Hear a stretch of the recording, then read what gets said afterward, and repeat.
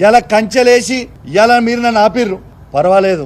యావత్ తెలంగాణ ప్రజలు మొత్తం కూడా చూస్తా ఉన్నారు. రేపొద్దున 11 గంటలకి మా మేడ్చల్ జిల్లా పార్టీ ఆఫీస్ చెంబీర్పూర్ రాజు గారి నాయకత్వంలో ఆడి నుంచి మేమందరం కలిసి వేలాది మంది కార్యకర్తలు అందరం కూడా మన బీఆర్ఎస్ పార్టీ ఎమ్మెల్యే గాంధీ గారి ఇంటికి పోదామని చెప్పి సందర్భంగా తెలియజేస్తా ఉన్నాను.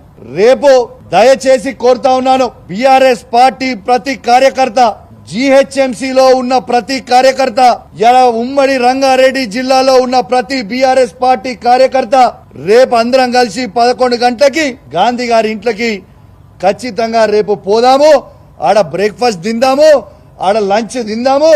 గాంధీ గారు కండువ కప్పుకున్న తర్వాత గాంధీ గారిని తీసుకొని తెలంగాణ భవన్ కి పోయి ప్రెస్ మీట్ పెట్టి అక్కడి నుంచి గాంధీ గారిని కేసీఆర్ గారి దగ్గరికి తీసుకొని పోదాం. స్వాగతం పలుకుదాం. దయచేసి కేసీఆర్ గారి మీద ఉన్న అభిమానం ఉన్న ప్రతి కార్యకర్త, కేటీఆర్ గారి మీద అభిమానం ఉన్న ప్రతి కార్యకర్త, హరీష్ రావు గారి మీద అభిమానం ఉన్న ప్రతి కార్యకర్త అందరం కూడా పెద్ద ఎత్తున రేపాడికి పోదామని చెప్పి సందర్భంగా తెలియజేస్తా ఉన్నాను.